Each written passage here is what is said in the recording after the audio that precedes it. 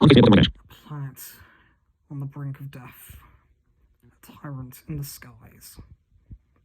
This, Bardock thought, could all been prevented if only the king had listened. However, he had not. And that brought upon his death. However, the king's son, Prince Vegeta, was too young to take up the throne. And Bardock, in this time of need, approached the remaining Saiyans that were still alive on planet Vegeta and requested that he be made king. At first, most of the Saiyans scoffed at this idea. Surely only one of the royal bloodline could become king. But they did think Bardock did have a point about how Vegeta was too young to take up the throne at this point in time. And as their current king was dead and the planet was going to be potentially destroyed according to Bardock, he kept going on about that to the previous king, but clearly it was all lies, they thought, at first at least. But maybe there was something to his madness after all. Some of the Saiyans then asked him questions about how did he know Frieza was going to blow up the planet, and where would he get this information from? Bardock explains that he knows his squad was destroyed by Dodoria, and he fears the worst for his children. Well, at least for his son, Kakarot. We have to escape. No, we have to fight. We have to fight Frieza and win. Most of them thought this was an insane idea, but Bardock did think that he should be the one in charge from now on. However, Prince Vegeta wasn't going to take that fighting down. Then again, he was on a different mission. He'd just been sent away by Frieza to go take down a few planets in space, so he wouldn't know about this hostile takeover for the time being. But, therefore, some of the Saiyans turned to Raditz instead.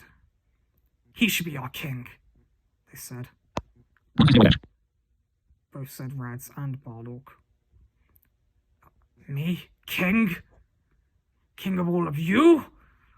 But surely that should be Vegeta! He's too young, son. You should be king. Very well then, I guess. And so, Raditz was taken to the palace and made king. He was then asked by the Saiyans what the next move shall be. He turned to his father, as he thought that Bardock would make a good advisor for him.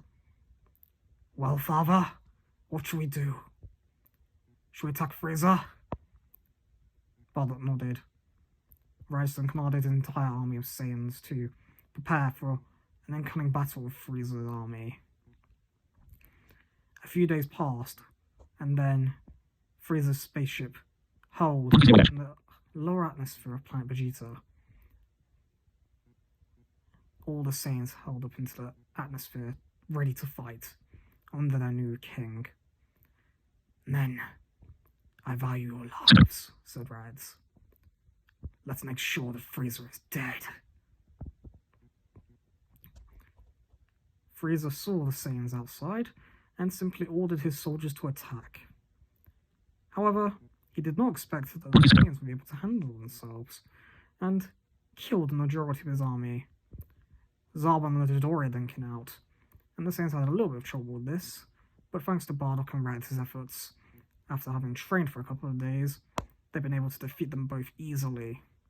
Frieza then sighed in outrage.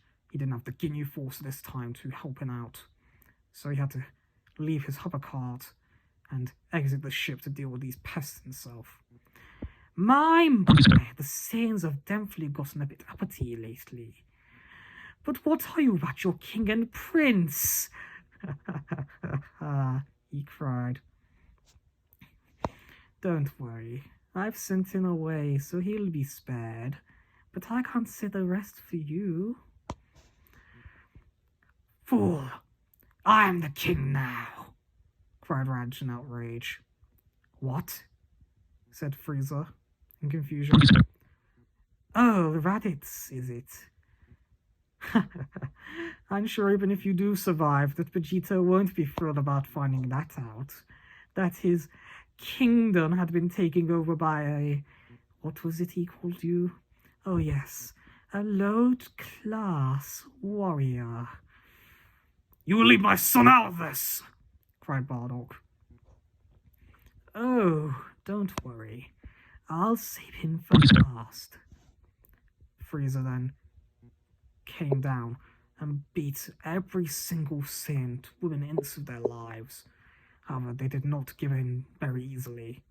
They charged in, and at first it seemed like the numbers were giving them the advantage, but then Frieza angrily powered up into his second form.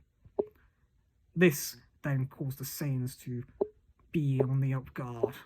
They couldn't handle this form. You know, in this form, my power level is easily over 1 million, Frieza said, death beaming many Saiyans on the battleground. Bardock then held the artificial moon to the sky and ordered every Saiyan remaining who could stand to transform into an Ozaru. This then gave Frieza a massive disadvantage. He didn't know how to deal with all these numbers at once, in this form at least. Mouth beams were being fired in all directions. Frieza then took the opportunity to power up into his final form. Forget the third form. If this is how these Saiyans wanted to deal with things, fine, he'd kill them at no matter costs. I've had enough of you monkeys. Time for you all to die, he cried, hurling a death ball towards the planet. A lot of the Saiyans tried to grab the death ball and throw it into space, but it was simply too powerful for them. However, one Saiyan was able to hold it with all his might. It was Raditz. He stared at Frieza, anger in his eyes. He had controlled his Ozaru and powered down. What?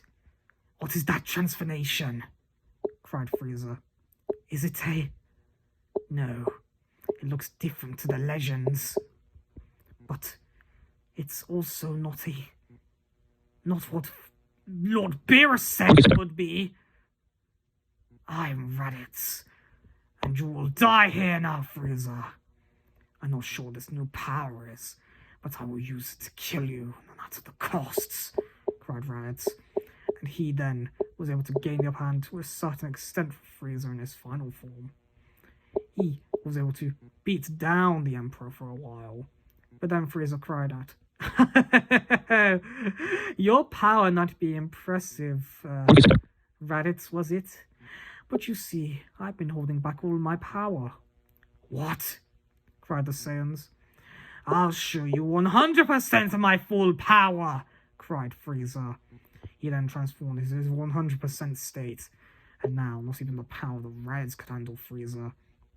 Every single last Saiyan was beaten down to the ground, almost to death. Frieza then raised up to the sky. Prepare to die, monkeys! This will be the end of your race.